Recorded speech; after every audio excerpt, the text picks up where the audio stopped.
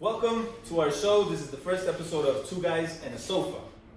My name is Leo. I'm Alex. And the idea behind the show is just to talk about sporting events, mainly in Colombia, Latin America, but in English, for all us English speakers who enjoy sports, enjoy soccer, but we can't really understand a lot of the things that happen in Spanish commentary. Agreed. Let's get started. So, what is our first topic? What are the topics we're going to talk about today? We're going to talk about La Liga Aguila and the games that were played yesterday. La Liga Aguila is in like the second phase because it has two phases. It has like everybody against everybody phase, and then it divides into two groups to reach the finals. So yesterday was like the fourth game of that second part of the Liga. Yes, sir. Then we're going to talk about the Colombian friendlies. We've had like 4 Colombian friendlies in the past 2 months. We want to talk about those a little bit. Correct. Then we're going to move on and talk about the Colombia jersey that just came out, the new away jersey. Similar to this one. I don't know if I like it as much, but we'll talk about it. And then we want to talk about James and Falcao, who are the stars, or were the stars, depending on what you think. They've had a lot of injuries recently, so we'll talk about them. And then to finish off, we'll talk about some current news that have been going on with Colombian players internationally and locally. For sure. All right, let's get at it. So let's start with La Liga. What did you think about yesterday's games? So yesterday's game, we had 4 games. We had Cúcuta Tolima. Right.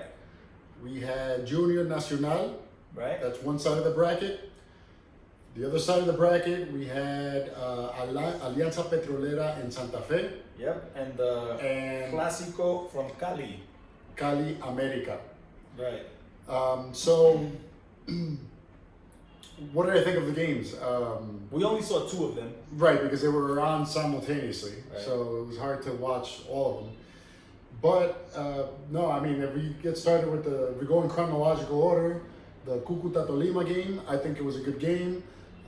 Tolima, it was entertaining. Tolima, they both had a lot of chances. Tolima had more chances to score. But they lost. They lost. The final score was 1-0. Cúcuta won that. They scored a goal, I believe, in the last 2 minutes of the game. Yeah, it was at the end. It was towards the end of the game.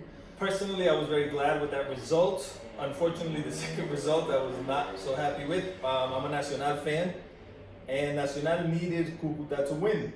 And they did, but I'm not a Nacional fan, so I was secretly rooting for Tolima. Anyway, but no, it was a good game. Tolima squandered a lot of goal-scoring chances. They did, and I was very happy for that because when Nacional played against Tolima, Nacional had a lot of chances, couldn't score. Tolima had 2 shots, one of them went in, and Nacional lost. Same thing happened to Tolima against Cúcuta. So very happy on this side. But the game in general was very, very good. There was a lot of attacking on both sides, back and forth. It wasn't really that boring. It was good. Right now, it was a good game. It was an entertaining match. And then the second game of that bracket was Junior Nacional. Junior Nacional. And that was a very entertaining game for me. Horrible game for me. A blowout and a horrible game for Nacional fans. Yeah, it was horrible. It was the worst game I've seen all season from Nacional. They didn't have clarity. They didn't know how to pass. I don't even remember them shooting on goal at any point during the game. Junior, on the other hand, could have scored 2 or 3 more. Yeah, they squandered a penalty kick. They had plenty of open chances, and they blew them. Junior did. So it should have been a blowout. It should have been a 5-0 game, I think. Yeah, but it was horrible. It was horrible. But that bracket now is it's anybody's bracket, really. It's anybody's bracket because the way the points are set up right now is Tolima has 7 points, Junior has 7 points, Nacional and Cúcuta both have 4 points, and there's 2 matches left. So whatever team wins these next 6 points has a very strong possibility of going on to the final. It's going to be exciting. Yeah, it's going to be good. Can't wait to watch those games. And it's good because normally by this time, we have a defined finalist. Like we usually know who's going to be the finalist. And it shows that the Liga is very competitive this time around because we don't know. Yep. And then the other bracket. On the other side, I think it's even close. Like the point differential is like closed. Right, even right, more. right. Yeah, I think that's a very tight bracket. Can you look that up really quick? Yeah. So we have Santa Fe is first with 7. America is second with 6. Cali also has 6, and then Alianza Petrolera is at the end with 4. But they're not out of the game. I mean, They're not, are they? They're only 3 or 1 victory away from reaching the first one. right. Right. And then the games that happened yesterday with these teams was Santa Fe, Alianza Petrolera, and America Cali. Those were the games that were played yesterday. Do you remember the results for those? We didn't get a chance to watch those. So the results for those were Cali America was 2-1, Cali won, and Alianza Petrolera and Santa Fe was a 1-1 tie. Right. I think I would have liked to see the America Cali game just because it's the derby of Cali. Right, it's a big rivalry. Right, and I think America won the first one, so Cali won the rematch. I think it would have been good to watch that game. Unfortunately, I was watching Nacional get their ass handed to them.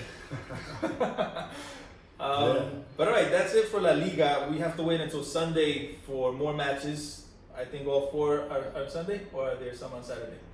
No, I think all 4 are on Sunday. I could be mistaken, but I think all 4 are on Sunday. So I think Sunday we'll have a clear view of who's going to be the final. For sure. Yeah, it's going to be exciting, so stay tuned. All right, now next would be Colombia.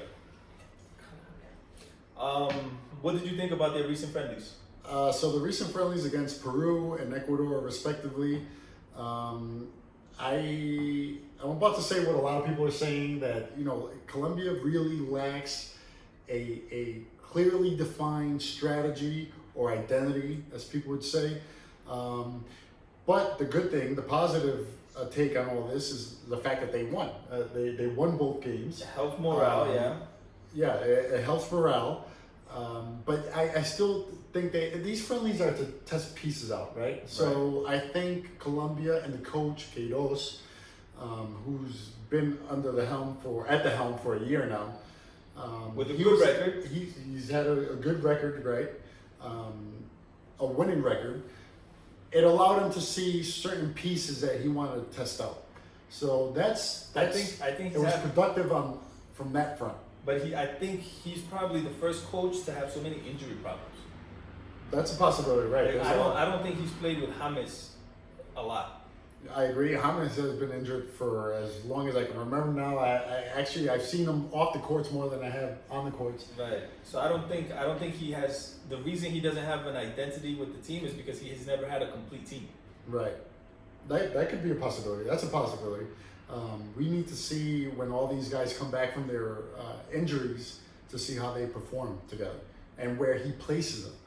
I think that's key. But no, I think overall, Queiroz is doing a decent job. He needs more time, and hopefully the team can gel and come together and develop that identity that Colombians are used to having. That the kind of. Are we used to having an identity? Yeah, I think so. And an identity of passing the ball, good passes, solid players, technically. Because Colombia has never, at least what I can remember, has never been a high goal scoring team. No, we've never been a high goal scoring team, and we've never been a Brazil or an Argentina. We've never had those identities, but I think the counterparts respect us. Okay. I think when they come in to face us, or when they face us in their stadiums, they know they're facing a good team. In the last 8 years, it's been like that. Right, yeah. Because before that, Colombia didn't have an identity. That's kind of why I asked you if. Well, you mean the lack of identity after '94 and all that? Yeah. Like the World Cup of '94, right. when we're supposed to Colombia win it all. Exactly. Like Colombia, after all these players that our fathers grew up with, it kind of lost itself for a while. At least for me. Yeah, no, you're right. I mean, we did win the Copa America back in 2001, I think it was, right? It was a Copa America that Argentina didn't participate, and it was held here. They sent their sub-17 team. Yeah, and it was played in Colombia, so that could have made it easier for us to win it. But the final was against Mexico. Mexico's had a decent team for a long time. Mexico has always had a good team because they have no competition in their league. No, but they're decent when they play international games and World Cup. Yeah, no, they usually I mean, they're not terrible. Nothing against and they're Mexico. not great, It's but just they're. that I think Mexico's held back because of their lack of competition. Like they play Puerto Rico, they play these island teams that don't really have a lot of. That's true. Well, that's true. That's another topic, but Right. that Alright, so whole let's- qualifying. Let's bring it back. Let's bring it back. Yeah, let's so go back. So what were we talking about? Colombia, they and have families. some. What do you think? They had one good friendly, which was against Brazil. They had a horrible friendly against our African team, Algeria. How do you say that? Algeria. Algeria. Algeria, which Yeah. is the African champion. We got it was horrible game. We lost like 3-0. Probably the worst game Colombia played in the last couple of years. But then against Peru, it was a little bit more solid. We lacked the goal. The goal was controversial. That was We a won, but very it was controversial goal. I still claim that I would have liked to have seen the VAR, the repetition of the goal. Because, Yeah, some more technology would have helped. Yeah, because I honestly think, even though some people say, or most people say, oh, that ball went in. I think it went in because of the camera. Like it shows it goes The in. camera angle. Yeah. I think it might have been slightly on the line. Right. So, but who knows? We will never know. Yeah, there's no way to know. Yeah. Against Peru, I think overall it was good. Like I said, they lacked the goal. Ecuador, I think it was the first half was a lot better than the second half.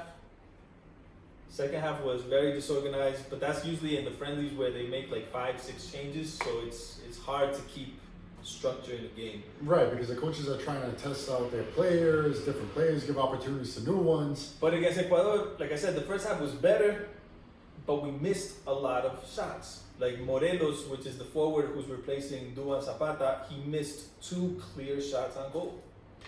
I agree with that. I mean, I wasn't too impressed with him.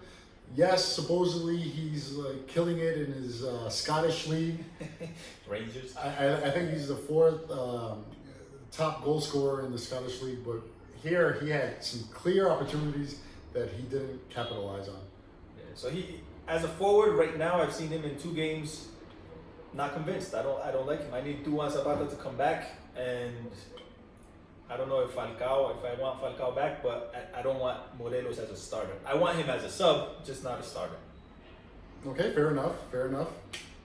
Speaking of all these players, like how would you line up the Colombian national team? What would be your not the formation, because you know it's a 4-3-3 that Kirilis is implementing. Can I change the 4-3-3? Let's say you cannot change the 4-3-3 for now, because that's what Queiroz wants to use. Who would be your starting 11? So my starting 11 from the back, From the back, we'll start with the goalie. Ospina would be the starter, but I do want to stress that Colombia needs to start looking for another keeper. Ospina will probably end his career at the next World Cup, and I don't want the process to be like starting over from 0 again. Okay. So I want Ospina to have like a good backup, Okay. and then maybe interchange him in friendlies. Because Alright. if it's only Ospina getting the experience, I think that's gonna hurt the team in the long run. So Ospina will be the starter, but I think Colombia should start like molding their next keeper. The defense, the centers, Davison Sanchez definitely has to be on the team. I think he's one of the best defenders Colombia has right now. The other center would be between Mina and somebody else. I just don't know who somebody else is, because Mina sometimes Jerry Mina doesn't convince me as a defender. I think he gives Colombia other opportunities, like the aerial game, like he can defend because he's tall, he can score on corners because he's tall. But as a defender, as a pure defender, maybe it's because I'm thinking of the era of Jepes, Right. and it was, I don't know, it's hard to replace these players. But Mina would start, sure. And then on the sides, I would put Medina on the right, and I would go out of the box and I would put Arias on the left. Wow, that's an interesting proposition. Because Arias is an attacking, like he likes to attack. Okay. And on the left, he attacks with the possibility to throw the ball into the area. On the right, he might be able to attack, but also shoot. Wow, that's interesting. I would like to see how that plays out. Just try it. You know, Try it in a out friendly. in a friendly or Queiroz, try it in a friendly. there you go. In practices or what have you, but that's interesting. What's your back? Okay, so the defensive part of the team, the goalkeeper, obviously hands down Ospina. He's the clear starter there for the time being. Right. The back four, the defensive end of the team, would be on the left-hand side. I would put a Frank Fabra, knowing that he's coming back from injuries. Yeah. But he has a lot of potential. He's played well when he's given the opportunity. He played well in Boca, if I'm not mistaken. Yeah, he has good season. Would you put him over Mojica, who has had? Mojica has also shown that he can do the job there. I think, why wasn't Mojica on the team? Really? He got injured. He's injured? Yeah, like it's not a big injury, but I think he got. But I remember when he was there for some of the friendlies a while back, he played really well. I was impressed by his play. As a matter of fact, I think he might have gotten like man of the match or something. And one of them. But it would be Frank Fabra, and then Mojica could be interchangeable. Sure. Desillo hasn't impressed me too much. I think he played a little bit better than Fabra these past friendlies, but I think Fabra has more potential than Desillo. I think Desillo psychologically, because of what happened in Copa America, that he missed the penalty. I think he hasn't been able to go back to the way he used to play with Colombia. In his club, I think he's in Mexico now. He might have great performances, but with Colombia, I still think he feels like he has to prove himself, and that causes some mistakes. Right, possibly. It's going to be interesting to see who's going to take that starting role for Colombia.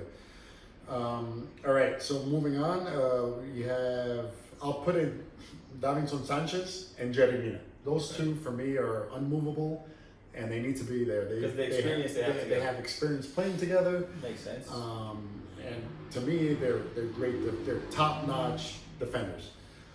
And also with Mina, you get that versatility of the fact that he can score goals, aerial goals with his head, and he can defend against European teams. Exactly. I mean, in the Copa America that's coming up, it might not be a problem, but he gives us that which Colombia usually doesn't have against tall players. Right. Exactly. And we actually saw, I think, Ecuador trying to lob the ball in or cross the ball in. And they couldn't. Well, no, when Mina wasn't there, I think they did a better job than that towards the end of the game. Right. We had like the new defenders in there. Right. But Mina will curtail that. Yeah, I was thinking about Peru, because Peru looks for Guerrero a lot, but Mina was not having it. No, they totally canceled that aspect of the game for Peru. And then on the right-hand side, I would put in Arias. I like Santiago Arias. He has a lot of experience playing with Colombia. He's not getting a lot of playing time in Atletico, though. He's not getting a lot of playing time, but he's still, when he plays for Colombia and against Peru, he had a decent game. He had a solid game. Yeah, he's a great player. That's why I would put him as well. But it worries me when these players don't get a lot of time. When they don't have playing time. Medellin also had a great game against Ecuador. So those two, I can see them being interchangeable as well. So it could be either one of them playing. But I would start Arias just because of the experience that he has in these big-time international matches. Okay. Now, the midfield, taking into account that there's a lot of injured players, but we're going to make believe they're not injured. Right. I would like to see a midfield where it's James and Cuadrado, or instead of James, Quintero and Cuadrado, and then Barrios to help the defense, like as a containing midfielder. And we're only mentioning 3 midfielders because that's the current strategy used by Queiroz. Exactly. 4-3-3. Ideally, I would have 4, because I would put Quintero and James together. Yeah, that's an unstoppable duo. I think James, Quintero, Cuadrado, and then Barrios to help the defense would be an amazing midfield. I agree. What would be your 3? My 3, and like you said, assuming that Queiroz has all his players available without injuries, I would start James, even though there's a lot of controversy surrounding James that we'll get into a little bit later. A lot of his personal problems coming into a lot of drama. But I think when he plays drama queen for Colombia, I think he usually plays better. The only problem I have with him is his consistency. He'll have an amazing game, and everybody will fall in love with James. And then he'll have a regular game. I think he's solid every game. I think the inconsistency comes because of the injuries. So he'll get injured or he won't be 100%, and that's why he'll be inconsistent. But when he's healthy, I think he's a very consistent player and a very talented one at that too. Like a top, definitely talented. Top notch. Yeah, he's definitely talented. Just the it might be right. Like the injury might affect his consistency. Might affect his play. But I would start James. And on the other side of that midfield, I have Cuadrado. They have a lot of time playing together. They're very creative, very talented. And they're staples of the Colombian national team. Right. And then in the middle, that's where it gets a little bit challenging. But I think I would put in, it's either two options right now. Wilmer Barrios or Mateus Uribe. What about Lerma? Lerma has played well also. Yeah. But I think Barrios and Uribe are just better than Lerma. Agreed. So I would put one of them two in, and if I had to pick, I would pick Uribe, who's a little bit more creative with the ball at his feet. Barrios is a great defender, and he gives a lot of support to the defense. A lot of support to the defense, and he's actually like what La Roca Sanchez used to be, a rock in the center. Because I remember there was a game we played against Argentina, Copa America, and that we won. And Wilmer Barrios destroyed Messi's game. Right. So I think I remember that game as well. For teams that have these key players, Barrios is really, really good to control them. Yeah, and actually, Queiroz can play with, it depends on the strategy for a particular game. So if he wants to kind of nullify or counteract a Messi, for example, you put Barrios in. Right. If he wants a little bit more of an offensive attack and an offensive-minded team, then I would put Mateus Uribe. Right. So that's your midfield. That's my midfield. James, Uribe, and then Cuadrado, exactly.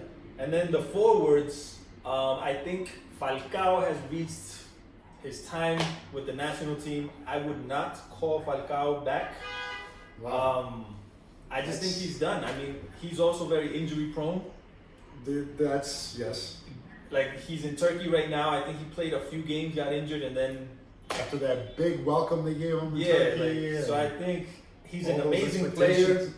I'm a big fan of him because not only because like what he showed on the field, but his discipline. Because he's had a few big injuries and he's come back. He's come back. Like he had one in River when he was young. Right. He had another one in Monaco before the World Cup, right? Right. In Monaco before the World Cup in Brazil. And he comes back from these injuries like dedicated.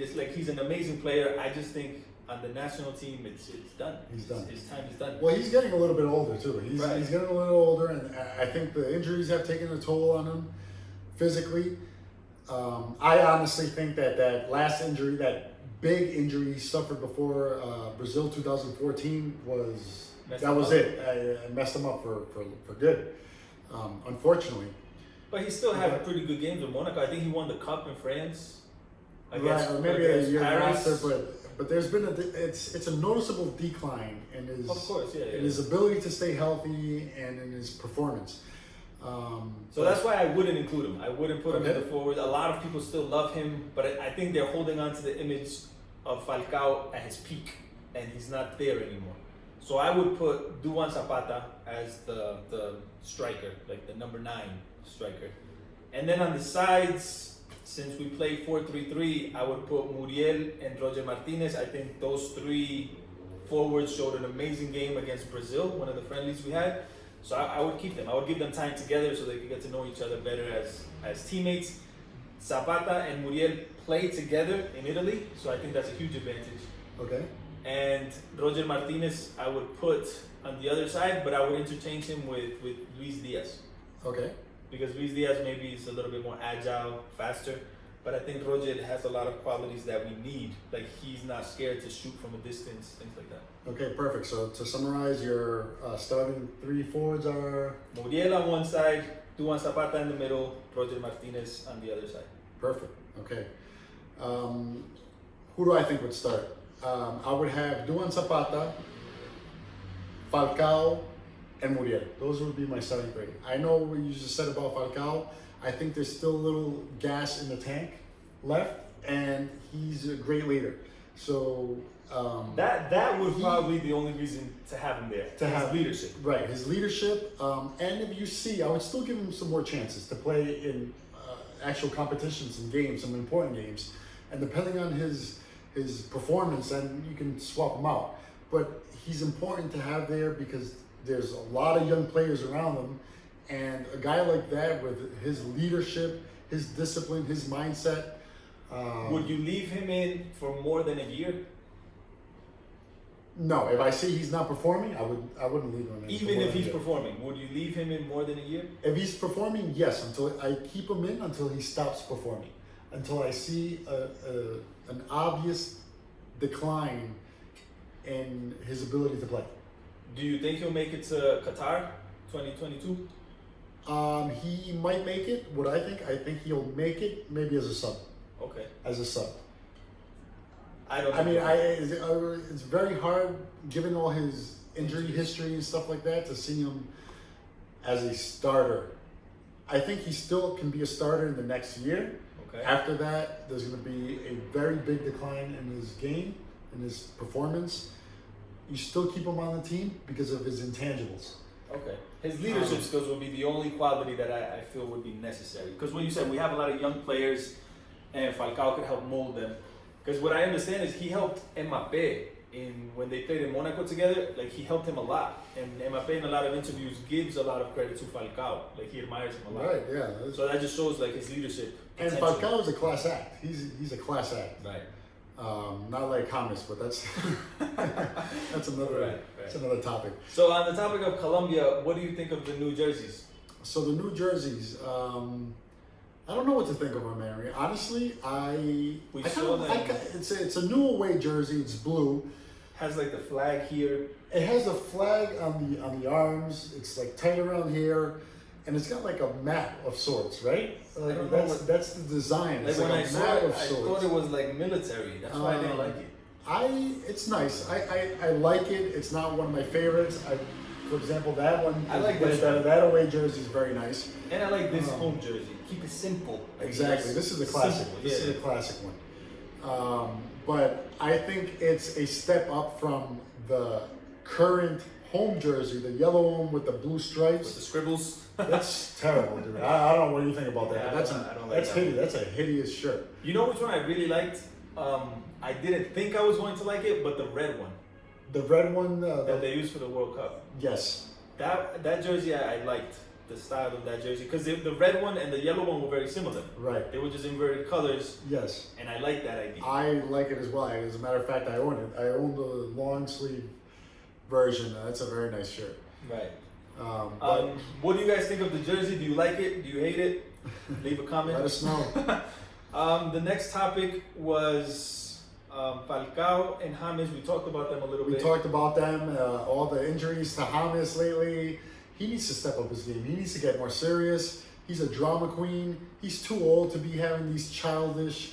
It's too much controversy. All these shenanigans. Like, he had a and crazy- child recently, but people said his wife or his girl was never pregnant. It's Right. Controversy. That sounds like divine. Almost. He got injured Miraculous. without playing. I don't know. Something's happening with James. He needs to get his shit together. He needs to get his shit together, man. He needs to get more And serious. he needs to to have leave a better Real attitude. Madrid. He needs to leave Madrid. He's not capable of playing for them I on a think consistent basis. in Well, January he needs to leave. partly because of his injuries, and second because of The drama. his attitude With and the the coach. drama surrounding him. So I think he should go to another team, even if it's not like Madrid is probably the team every player wants to get to Right. because it's historically the best team in Europe. And it was his childhood dream too, but he's already lived it. Yeah, he's he been lived there. it. He's been there twice, and it's the same story this time around as well, right? Like, Where do you think he would be like good? I think Spain, England, Italy, back to Germany. I think not. No, not back to Germany. I think he needs to be on a Spanish club. A team like Atletico de Madrid, even though they've gotten better since he was there. Well, actually, no, he wasn't there. Falcao was there. What am I talking about? But like an Atletico de Madrid, which is not a perennial number one. Yeah, but in Spain. in the last couple of years with Simeone, They've gotten better. they've been. I Really mean, good. I mean, they're- they reached they're- like 2 finals right. of Champions League. Right. So it's. But I mean, But you want him or to like stay in a- Spain. I would like him to stay in Spain. I would like to see James in a different league. Like what? Like which one? I would like to say England, but Scottish? Colombians do horrible in England. Colombians don't do well. Falcao was terrible in England. Falcao was terrible. He Cuadrado rolled was bench. terrible. Jerry Mina is in Everton, but he's not like Davinson Sanchez has had success. Yeah. Right? He's probably been one of the few. defender wise. Falcao when he was in Manchester United and Chelsea. No, he rode the bench. He was on the bench. So Colombians haven't historically done well in England, but I feel like it's a very competitive league. I think it might be good. It's for very them. competitive, but I think there's a cultural issue there. Okay. That's why Colombians don't perform there. I think the language barrier, and that's why Colombians typically will do better like in Spain or So Italy, I would Italy, like to see James in Italy. Maybe he can help revive AC Milan. Because Inter kind of revived this year. They hired Lukaku and all these other players. They're fighting for Champions League spot. Juventus already has like a squad.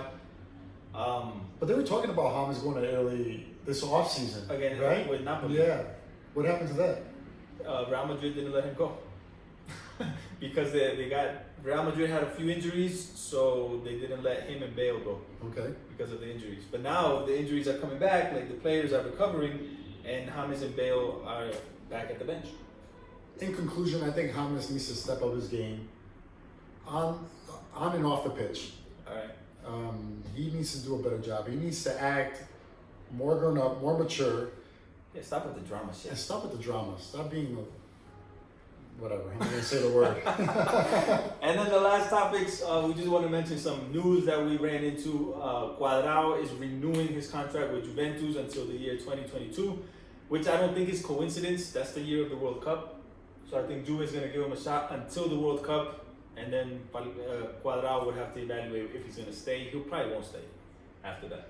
I think after 2022, I think Cuadrado is done. Really, I think he'll probably have like a year left. He'll probably either He'll go to probably China, end up in China or come back and Yeah, to or come Medellin or help your team out, Nacional. I don't think he'll play for his rival.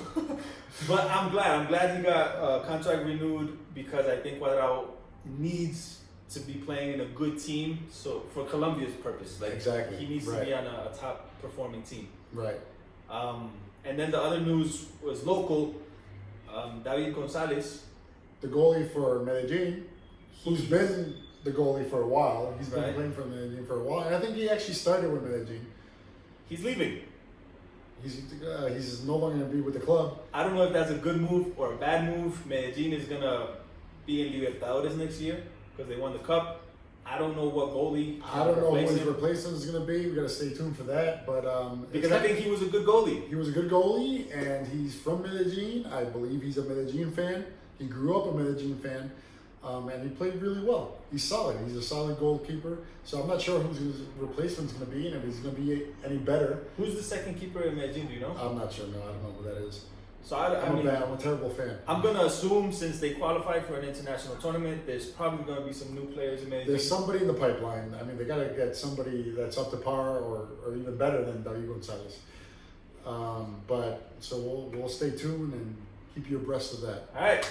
So that's it for today. That's our first show. Thanks for watching. Thanks for watching. Don't forget to like, to subscribe, comments. Leave your comments down in the section below.